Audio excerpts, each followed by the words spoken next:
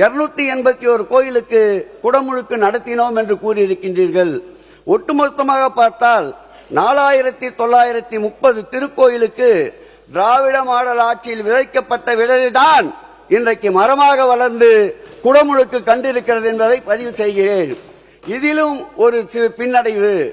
நாங்கள் ஆட்சி பொறுப்பில் 5 ஆண்டுகளில் 4930 என்றால் நீங்கள் 5 ஆண்டுகளில் 3000 என்று அறிவித்திருக்கின்றீர்கள். இந்த 3000ஐயும் கணக்கிட்டு பார்த்தால் திராவிட மாடல் ஆட்சியில் 12630 திருக்கோயில்களுக்கு நாங்கள் SLC அனுமதியை வழங்கியிருக்கின்றோம்.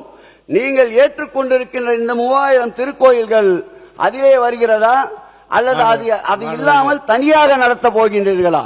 3000 கோயிலுக்கு திருக்கூட முழக்கு செய்யப்படும் என்ற அறிவிப்பு இந்த ஆட்சியின் பின்னடைவு என்று மாண்புமிகு உறுப்பினர் அவர்கள் மென்ஷன் பண்ணி சொல்லியிருந்தாரு.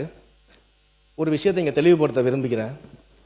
கடந்த 5 ஆண்டுகளில் 2494 திருக்கோயில்களுக்கு திருப்பணிகளை பொதுநல நிதியில் செய்வோம் என்று அதற்கான திட்டங்களை எல்லாம் தீட்டிவிட்டு இன்றைக்கு நீங்க பாத்தீங்கன்னா அந்த மொத்த மதிப்பீட்டில் இன்னும் 392 கோடி நிலுவையில் இருக்கிறது. திரும்ப செலுத்தாம நிலுவையில் இருக்கிறது. அதுல முழுமையாக திருப்பணிகள் முடிந்த கோயில்கள் இருக்கிறது, பாதியில் திருப்பணிகள் நிற்கக்கூடிய கோயில்கள் இருக்கிறது, இன்னும் துவங்கப்படாத பணிகள் இருக்கிறது. அப்ப ஏறத்தாழ 400 கோடி ரூபாய் அளவுக்கு திருப்பி செலுத்த வேண்டிய தொகை நிலுவையில் இருக்கிறது. அது மட்டும் இல்லாம கடந்த 5 ஆண்டுகள் சட்டமன்ற அறிவிப்பு எடுத்து பாத்தீங்கன்னா 2021-22 முதல் 2025-26 வரைக்கும் மொத்தம் 844 சட்டமன்ற அறிவிப்புகளை மாண்புமிகு உறுப்பினர் அவர்கள் முன்னாள் அமைச்சராக இருக்கும்போது வழங்கியிருந்தார். அந்த அறிவிப்புகளை பொறுத்த வரைக்கும் ஏறத்தாழ இன்றைக்கு மட்டும் பாத்தீங்கன்னா நம்ம நடத்தும் 79 அறிவிப்புகள், அந்த அறிவிப்புகள்ல 79 அறிவிப்புகள் சுமார் 418 கோடி நிதி இல்லாம துவங்கப்படாத நிலையில இருக்குது.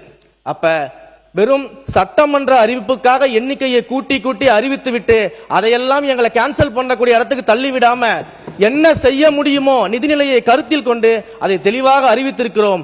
3000 என்பதை முதலில் நாங்கள் முடித்துவிட்டு அதற்கு பிறகு 4000 என்ன 5000 என்ன முடிஞ்சா 6000 கூட நாங்க செய்வோம். ஆனா வாக்குறுதியில ஒண்ணு கொடுத்துட்டு அடுத்து அதை கேன்சல் பண்ணக்கூடிய சூழலுக்கு நிச்சயமாக எங்களுடைய ஆட்சி இருக்காது.